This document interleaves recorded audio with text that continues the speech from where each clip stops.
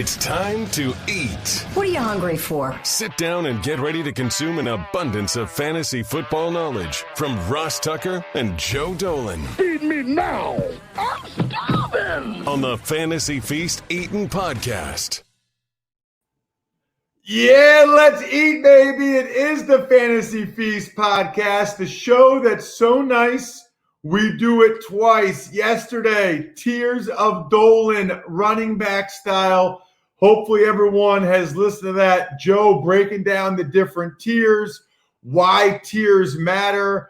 That was interesting, some of the tiers he had with Clyde Edwards-Helaire and Josh Jacobs, Joe Mixon. Make sure you listen to that. Today's show, presented by FantasyPoints.com. That is our go-to site. Me, Brian, if we want fantasy football information, it's FantasyPoints.com. You use the code FEAST, all caps, and you get not only a discount, but you get a chance to go against me and Joe in the season-long redraft league. Keep them coming. Sign up for FantasyPoints.com using the code FEAST. Get the DraftKings app on your phone. Use the code Ross. Send it to me, ross@rosstucker.com.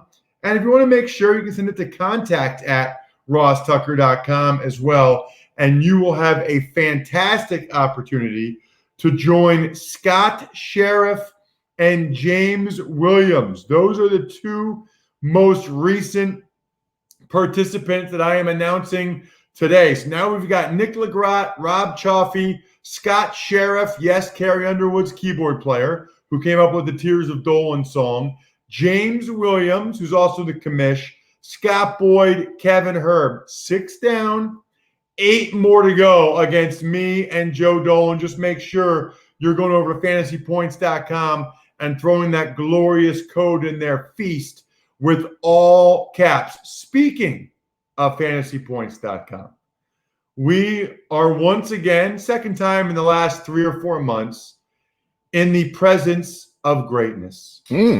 Similar to the Wiz on Seinfeld, he is the guru. You are not. The original fantasy guru himself, John Hansen, a legend, is amongst us. Hello, John. Hello, Ross. Now you're starting out. You're forcing me to name drop here, but I did meet Larry David at the Curb Your Enthusiasm party, and I was a premiere party a couple of years ago, and I was introduced to him by Jeff Schaefer, the guy who created the league, and he was like, "Larry, this is the guru," and he's like, "I'm a fan of the guru," and I was like, "Larry, just FYI, I do not require people to call me the guru like the maestro." And he got a laugh. Then I got another laugh out of him. Then I tried for a third laugh in a row, and I fell down the stairs there with that one. But good to be here and chopping it up with you. I was just in the I've never done this broadcast media thing you have here. I was just backstage, actually, as you were on there by yourself. So that was pretty awesome. Your green room, Ross, is phenomenal. I really enjoyed the pineapple that you had out there. So thank you. Oh, man. This is why the guru is a legend. He's the most knowledgeable guy, and he's hilarious. You can check him out on Twitter @fantasy_guru. So I got a bunch of fantasy questions, but no offense, but how are you invited to the Curb Your Enthusiasm premiere? How does that happen? Well, Jeff Schaefer is Larry David's right-hand man now. So that's the guy who created the series, The League, on FX. And he was just like a big fan of mine. And he reached out to me a decade ago. It started with he wanted to use my cover of the magazine. He wanted to use the magazine in the show, and he wanted permission. I was like, permission? Hell yeah. So one of the very first scenes of The League ever was the character Kevin sitting on the can reading my magazine, which I felt was the ultimate compliment. And then our relationship grew, and then he wrote me into an episode, and I was nice enough to include our guy Adam Kaplan. So me and Adam Kaplan were on that episode, season 2. So now that show is up, and now he's like, again, Larry David's guy. He directs most of the episodes of Curb, and again, he's a good friend of mine. He knows I'm a big fan. It was in New York, and so he invited my wife and I. So it was awesome. We were up there just basically rubbing elbows with a bunch of celebs. That is amazing. And look, I think we talked about this the last time, but it's unbelievable how many celebs are really into fantasy football and that you've become friends with over the years.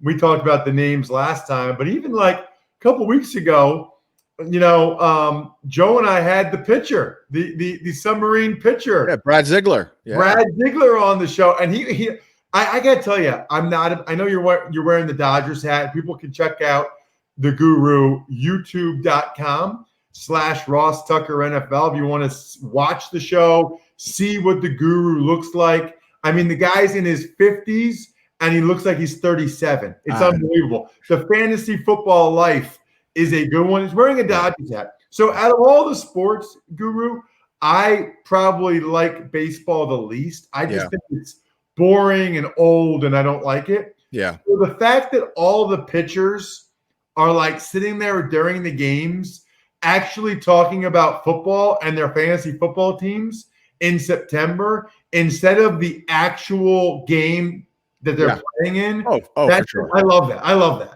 It is unbelievable. I have exchanged texts with 4 to 5 different Major League Baseball players during games. And a lot of these are pitchers, yes, and they're not maybe in the game, but I've asked many of them in terms of percentages, like, okay, it's September baseball, and let's say you're out of the playoff mix. What percentage of your thought process is surrounding fantasy football? And they're all like, yeah, it's like 90%.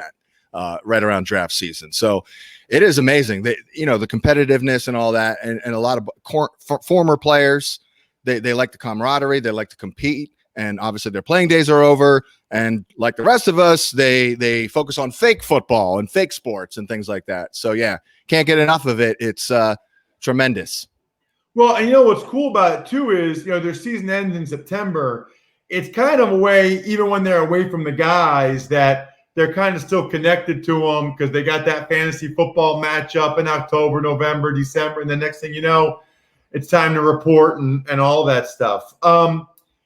Before we get into some of because I want to get your thoughts in particular with your experience on COVID's impact on your rankings, whether that's rookies or guys in new spots. Yeah. What you're doing with the lack of information we typically gather watching preseason games. Before we do that, I do know that we had you guys have beefed up your content at fantasypoints.com starting in August now. Just give me the latest. I don't need your 20-minute commercial. Yeah. I mention Fantasy Points every time I do the show. They know I love it. So I don't need all that, Guru, but just give me like 2 or 3 really cool things you guys are doing.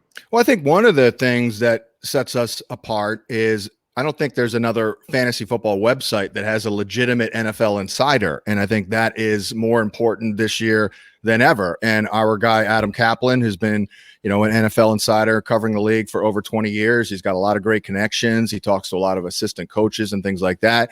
So he's going to be, and he's starting to already, just busting out a lot of good little nuggets, just little tidbits here and there. They want this guy to be more involved in the passing game, this and that.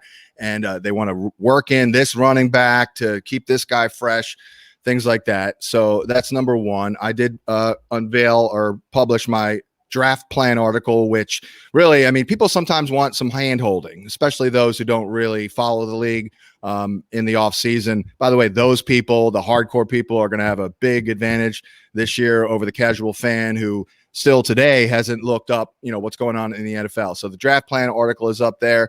It's just a bunch of different signature type of content, players that we're targeting, players that we're avoiding, the ADP analysis. There's all kinds of other type of articles that can kind of appeal to a lot of different people. Our guy Scott Barrett is takes a more of a philosophical approach. Our guy Graham Barfield is more of an analytics and data. I kind of am more of a qualitative guy. So I think the staff, and of course Greg Cosell, influences a lot of what we do and say. I think we're very well-rounded and very, very experienced. So I think, by the way, if you're ever inclined to subscribe to a service, it doesn't have to be Fantasy Points. I truly believe this is the year. A lot of people, it's like, there's plenty of information out there, but there is. But how good is that information? You want to lean on people, experts who focus only on football. And of course, that is what we do. I've always contended, Ross, that I don't think you can be a true expert in terms of multiple sports. Like, I don't know how you're a true expert on football, NFL football, and fantasy, and then fantasy baseball as well. I mean, unless you're cloned and you're not telling us, and there's two of you, I just don't see enough hours in the day. No, you're right. It's impossible. You can't. And by the way, you have an incredible staff of full-time guys and whatever, but just Kaplan's insider knowledge and Cosell's film breakdown, Yeah. just those two things make you guys truly, even forgetting Graham and Scott and you and Brawley and Joe and just those two things are huge. Here's what I wanted to ask you, and maybe the lockout in 2011 shed some light on this, maybe not. But when you go through and you're ranking guys for this year, for your draft guide, I got this guy here, I got this guy there. Yeah. Was COVID on your mind either consciously or subconsciously in terms of, hey, otherwise I might have had this rookie at 12. I'm dropping him to 14. No OTAs, no minicamp, no preseason games, like 8 padded practices. Yeah. Was it on your mind as you were going through your rankings, whether it's rookies or, skill guys that have new coaches or skill guys that are in new spots? 100%. Yes, no doubt about it. I think, you said a lot of flattering things about me and all that. And I do believe that there are a lot of brilliant people out there in the fantasy industry. And of course, we've got them on our side at Fantasy Points. But one of my strengths has always been being able to accept myriad pieces of information from a variety of angles and put it all in a blender and, process it mentally and put the human touch on things like projections and all that. It's basically like an algorithm going on in my brain, Ross. I call it an algorithm, of course. Spelling's a little different, but absolutely it did factor in big time. So, give an example. I'm kind of out on the Panthers and their passing attack. I mean, I feel like that is a lot to ask. A new head coach, a new system, a new quarterback, some new wide receivers, things like that. The passing game largely about timing and chemistry. Hell, I don't even really like Tom Brady all that much this year. I know he's the GOAT, and I know that they've got a great receiving core, but Ross, Tom Brady is a reps guy. I mean, maybe not as much as Peyton Manning, but he's a reps guy, and he's not getting those reps. So I could absolutely see him a little slow off the mark. Certainly the rookies are at a major disadvantage, especially the quarterbacks and the guys involved in the passing attack. But to veer off just a moment on that, I do think that narrative has been so prevalent. So my goal is, okay, I want to find the guys who are exceptions to the rule this year, the guys who can kind of rise above all these challenges here. On the flip side of the lack of offseason and all that, obviously teams with great continuity like the Saints are at a great advantage this year. Even the Cardinals, who broke in Kyler Murray last year and a new head coach and all that. So those are some of the elements at play here. We want to focus a little bit more on security in terms of handcuffing our running backs, for example. We are relying more on information, so I incorporate that. It really helps, I think, to have a great knowledge base going into 2020, just a general knowledge base. And, this is all I've done here for 20 plus years. So, knowing about trends with coaches in terms of, are they hesitant to play younger players, things like that. What are their things that that set them apart? Like, for example, Jay Gruden in Jacksonville. I don't know if everyone realizes that Leonard Fournette is not catching 80 plus balls this year because he likes to use a pass catching specialist.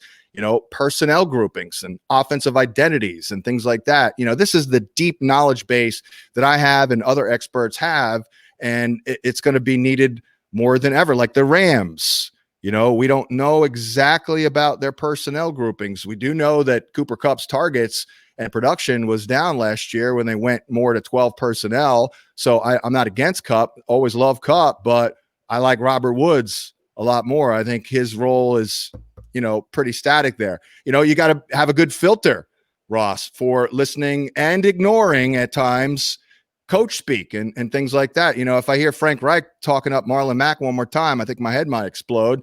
If you love Marlon Mack so much, why'd you guys move up in the second round to get a stud in Jonathan Taylor? So, and Bruce Arians talking up Ronald Jones. Okay. So why'd you use a 3rd round pick on Keyshawn Vaughn? Things like that. You want to lean more toward the 2019 tape. Ross, you're a college football guy. There's going to be a lot of guys likely entering the draft who didn't play in 2020. What are we going to do? Well, we're going to go back to the 2019 tape. So you want to do that. Like Deontay Johnson was unbelievable on tape. So those are some thoughts there, Ross. But I think we want to be savvy enough to cherry pick the good situations that can, the players and the teams and the coaches can kind of rise above. Like Kevin Stefanski in Cleveland. It's a new coach. People are like, oh God, new coach. But the moves that they've made addressing the bookend tackle situation, for example, and the offense that they'll run, it's just so perfect for Baker Mayfield and their personnel that I'm almost proceeding as if Stefanski's been there for years. Jason Garrett in New York, I think he's a good quarterback coach. So I feel okay about Daniel Graham in a new offense here. And there's some rookie wide receivers I think can rise above it and some values at running back as well. So I'll take advantage of the downgrades that a lot of the rookies have had here in 2020. Yeah, 2 things jumped out to me about that, Guru. Number one, what you said about the Carolina passing game, and maybe he didn't know it when he made the decision, but it makes it even more perplexing to me that Robbie Anderson went to Carolina. I know that he went to Temple, former coach. I get that, but it would have been such a better move for Robbie Anderson and Sam Darnold and the Jets. Yeah. If he had just stayed in New York. I mean, he and Darnold kind of had a thing. Like they knew each other, and year 3, I think, could have been really good. We'll see. I doubt that's the case. He also would have been the main guy with the Jets. Now I think he'll probably be second fiddle, to DJ Moore in Carolina. Maybe that's what he wanted. I don't know. It just thought that was interesting. And here's the point I make, right? Because you brought his name up. I had the opportunity to play with him. When people say, it's not that big a deal, OTAs and mini camps, with a limited practice, it's not that big a deal. Why do you think Brady insisted on having all of those players-only practices? If it's not a big deal, do you think Tom Brady would be going out there and having all these guys go against what the NFLPA's recommendations are and risk getting COVID if he didn't think it was a big deal? He knows it's a freaking big deal. Hell yeah. He knows every rep, every time you get more familiar with the guys you're around, it pays dividends once you actually play the games. Like, if that stuff doesn't matter, then Peyton Manning and Marvin Harrison wouldn't have gone out on the field an hour and a half before games and done the whole route tree. You think they just felt like doing that because they didn't have anything else going on? No, they think it makes a huge difference. And if Peyton Manning and Tom Brady think it makes a huge difference, I'm going with them. I think they got pretty good track records. No doubt about it. If they have any concerns whatsoever, any time in the off season, how do you take care of those concerns? Reps. And boy, I don't know. Peyton Manning, he'd be in trouble right now in this year. I don't know. I think Tom could probably do it. He might probably be a little slow off the mark here, but boy, Peyton Manning, can you imagine Peyton Manning going into a season with the minimal reps that these quarterbacks are getting with their receivers? That would not be good for Peyton. So when the season comes around, Guru, I'm a big DraftKings DFS guy. It's fun. You pick your lineup, boom, you set it for who you think is going to have a good week that week. I like to try to find value. Now I've heard from people, you want to try to get somebody that nobody else has, and you put them in, and if they hit it big, then you win. I get it. What my question is, specifically as it relates to DFS during the season, is I always felt like at DraftKings that they would actually, I felt like I had an advantage, especially the early weeks, because I watched the crap out of the preseason. Oh, me too. I love the preseason. I love preseason. I do too. I do too. I can't remember what it is. I know it's not the starters. I know I get season ticket fans, but take it for what it is. And watch it or don't. I don't care. I like watching guys competing for jobs, and it is by far the best evidence, example, research, information we can ever have for second, third, fourth string guys, rookies. Like, people that don't watch the preseason, don't talk to me then when your fantasy team sucks or your DFS team sucks. Because you can, like, Guru, you can tell, not 100% of the time, but you get a really good feel for, like, oh man, that guy kind of sucks, I think. Or that kid's good. I didn't know it, but that kid is, I'm telling you, that kid is good. 100%. So when I'm doing DraftKings DFS the first couple weeks this year, what am I doing without having the preseason games? That was always my advantage for DraftKings DFS, was watching the preseason games. Am I just screwed? Do I just believe what the beat writers are saying from whatever small portion of practice they're able to watch? Like, what is your recommendation based on 20 plus years of experience when I'm doing DraftKings DFS the first few weeks of the season? First of all, I've done very well on DraftKings myself, but I'm not a tournament guy. Like, I'm not a guy I'm not a guy who's going to recommend someone who no one else starts. What I'll do is I'll say, all right, here's a good lineup. You want to go in 50-50, for example, and finish in the top half, I think you're good to go. And I think for me, I will lean once again on that base of knowledge and that general understanding. For example, I'll give you an example. Henry Ruggs, and again, information. Our guy Kaplan continues to say that he's talked to Raiders coaches who say Ruggs is a very quick learner. And we all know why they drafted him. The ghost of Al Davis made the pick. They're looking for a Tyreek Hill type of player, and he's going to be their Z, but they're already teaching him the slot, as the news came out last week. So that's a good sign. But we also know, speaking of Carolina, that their secondary is not very good. I mean, they lost James Bradbury. They're looking right now at Eli Apple and Dante Jackson. I think Dante Jackson's okay, but he had a bad year last year. So there you go. I mean, that's just common sense. The Raiders took Henry Ruggs as the first receiver off the board. They want to get him involved, I'm sure, early to justify the pick and appease the Davises and even John Gruden. And the matchup is pretty damn good here against the Carolina secondary that I think is going to be one of the 5 worst in football. I like that. I like that a lot. Big picture, how much do you trust beat writers? I don't trust beat writers making fantasy recommendations. They're not very good at that. I will say that. Okay, so let me take a step back. We don't have preseason games. It sucks. We talked about it. We like to do it with our own eyes. You see the rotation. You see who they're playing. You can tell who the coach is like, and then you can see if the kids can play or not. Yeah. Give me, without that information, how much are you reading coach quotes? How much are you looking at beat writer observations? Or do you only trust like insiders like Kaplan who are getting the information sort of off the record from guys they know?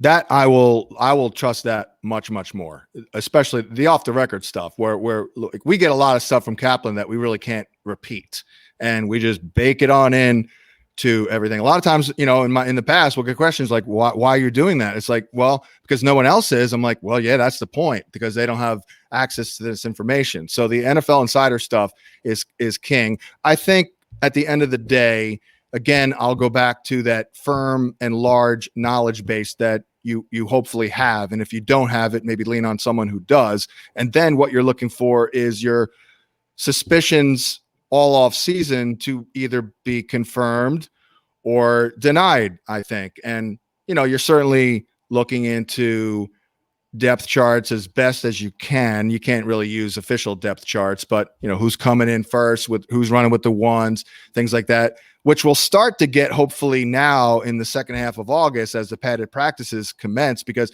I've actually did a little informal poll of 4 or 5 beat writers myself the last week or so. And I said, okay, information wise, compared to normal years, what are you getting? And they're like, way, way less, like 75% less. They're certainly not face-to-face with the players yet in general, although I'm sure that's starting now. So, yeah, I think that pretty much summarizes it. Be a little careful. A lot of these beat writers are, I find, a little hesitant to kind of go all in because I guess maybe they're afraid of, they want to stay objective, or they're afraid of looking kind of like a fool. But I'm willing to put my neck out there and go all in on some players. So if you do see a beat writer go all in on a player, though, that would probably be a good sign because, again, they're normally a little reserved and hesitant to kind of go crazy. Okay, here's another question I want your experience on because you've been doing this a long time. Guys like Christian McCaffrey and Derrick Henry, okay? Yeah. I wrote a story for The Athletic.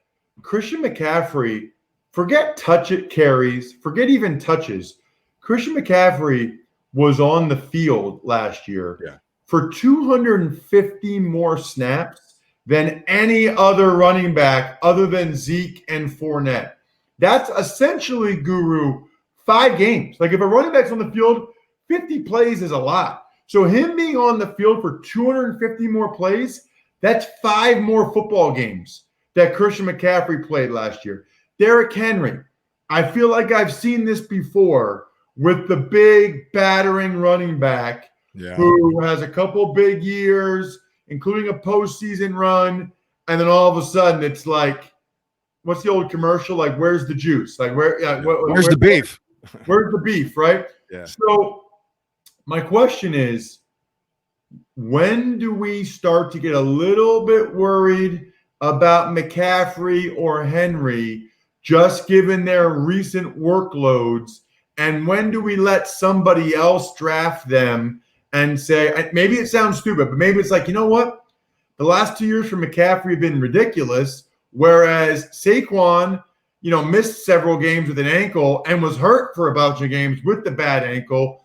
Maybe Saquon is going to be fresher and have a better year this year than McCaffrey is, because McCaffrey's going on year 3 of heavy usage.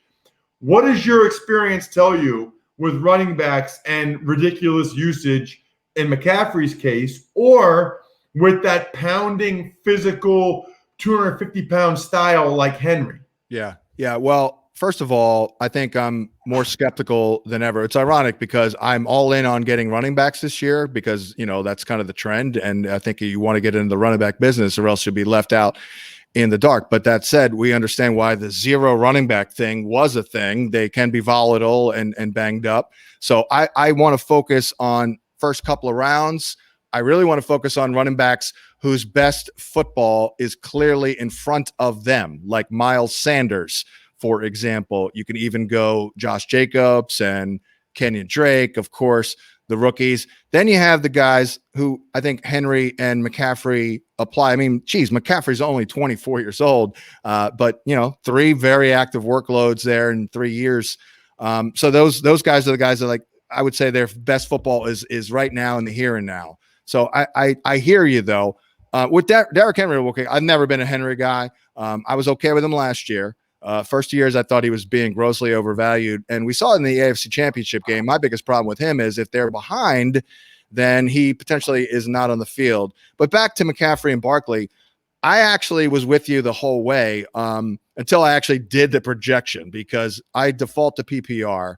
And when I plugged in the numbers, I just had to keep McCaffrey at 1. And it's a collaborative effort, too, over at Fantasy Points. But this time last year, I said that McCaffrey's 23 years old with 2 full seasons in the books. So he's got a lot of experience under his belt, and he's only 23. So my prediction was this will be 2019, the greatest season that McCaffrey ever has. And I still believe that to be the case. And I totally agree with you. Saquon Barkley is the exact same guy this year. Honestly, I'm almost hoping if I'm going to get a top 2 pick, I almost want it to be 2. I don't want to make that. I don't want to have to make that decision because I'm feeling it. I'm feeling Barkley having a monster year. The thing is, again, I can't give him 100 catches like I can give McCaffrey. So McCaffrey still does win in the projection.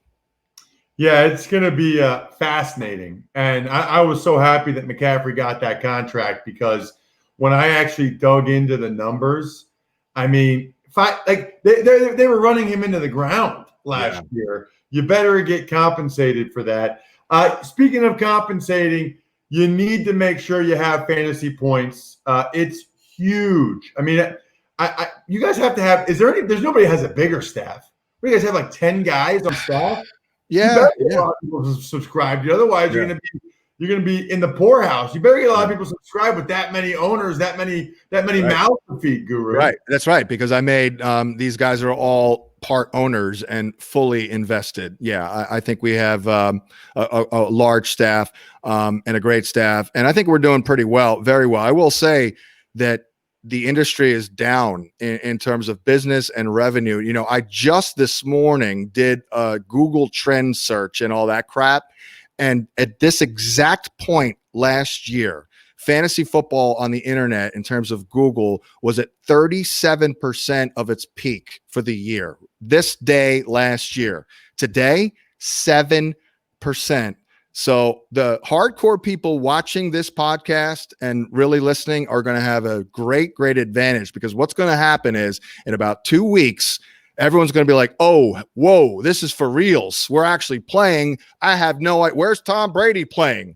Things like that. So the people who are really into it and watch videos like this and read websites, they're going to kick ass this year, Ross. That is my contention. Well, you always kick ass. At fantasy_guru is the place to find you. Fantasypoints.com is the website. You know I love it. You use the code FEAST. That's how you go against me and Joe in the season-long redraft league. I love that draft. I love that league. I love trying to win against my listeners. Make sure you go ahead and do that.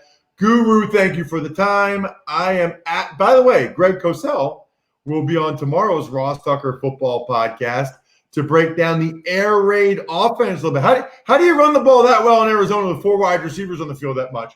We'll find out from the GOAT, Greg Cosell, on tomorrow's Ross Tucker Football Podcast.